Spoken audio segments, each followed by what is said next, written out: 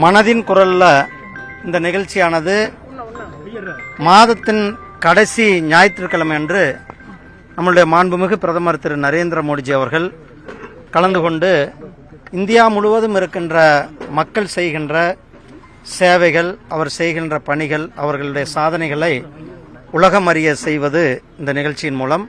கிட்டத்தட்ட இந்த நிகழ்ச்சியானது 2014 தொடர்ந்து ஒவ்வொரு மாதமும் கூட இந்த நிகழ்ச்சியானது நடைபெற்றுக் கொண்டிருக்கிறது.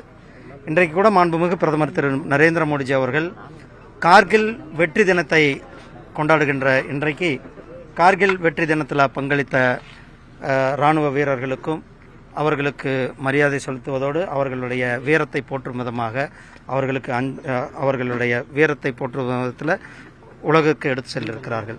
அதே போல் கிளாஸ்கோவில் நடைபெற்று கொண்டிருக்கின்ற பேரா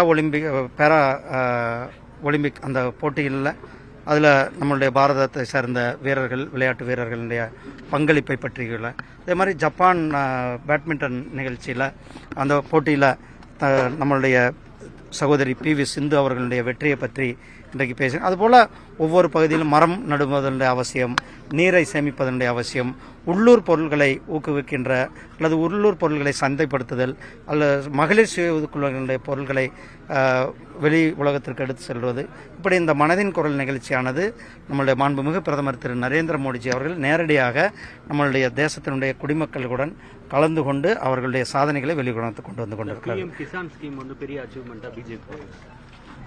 நீங்கள் பார்க்குறீங்க, 11 கோடி விவசாயிகளுக்கு வருடத்திற்கு 6000 ரூபாய் நேரடியாக அவர்களுடைய வங்கி கணக்கிலேயே கொடுக்கப்படுகிறது. அந்த திட்டம்தான் பிரதமரனுடைய கிசான் சம்மான் நிதி.